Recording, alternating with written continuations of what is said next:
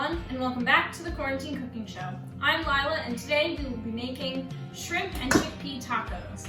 This is a simple and super healthy recipe that I think you're really going to enjoy. Alright, so to get started, I've got a non-stick pan heating at a medium-high heat with a coating of olive oil on the bottom, and I'm going to start with a little bit of bacon. And this is kind of a thick cut of bacon.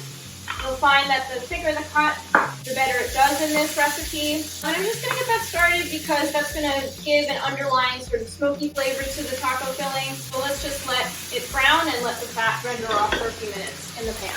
Okay, so now my bacon is nice and brown. I'm going to go ahead and add a can of rinsed and drained chickpeas. And I'm just going to start by spreading them sort of even in the pan so that all of them can kind of hit the oil. But then I'm not going to touch them for a little bit because I want them to get nice and crispy in that oil. Otherwise, if you move them around too much at the beginning, they get mushy. You can also shake the pan a little bit to move them around. So now that my chickpeas have turned a nice golden brown color, I'm going to add 2 pounds of shrimp. And then I'm just going to spread them out so that they can start to cook in the pan. And these are going to cook pretty fast.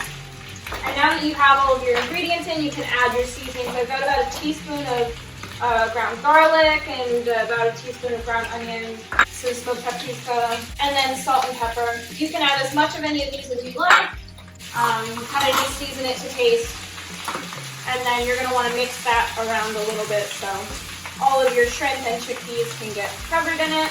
Now the shrimp have all turned a nice, pretty pink color, so we're ready to plate our tacos. I've added about 4 shrimp to each taco, and to dress the tacos a little bit, I'm going to add some fresh guacamole. I've also got some thinly sliced radishes, and I just like to kind of lay these on top. They look super pretty, and they add a nice crunch. And we can also add some leafy cilantro. And finally, I'm just going to top it off with a little bit of lime juice on each one. You can also add hot sauce, pickled jalapenos, anything else that you like on your tacos, or that goes great with these as well.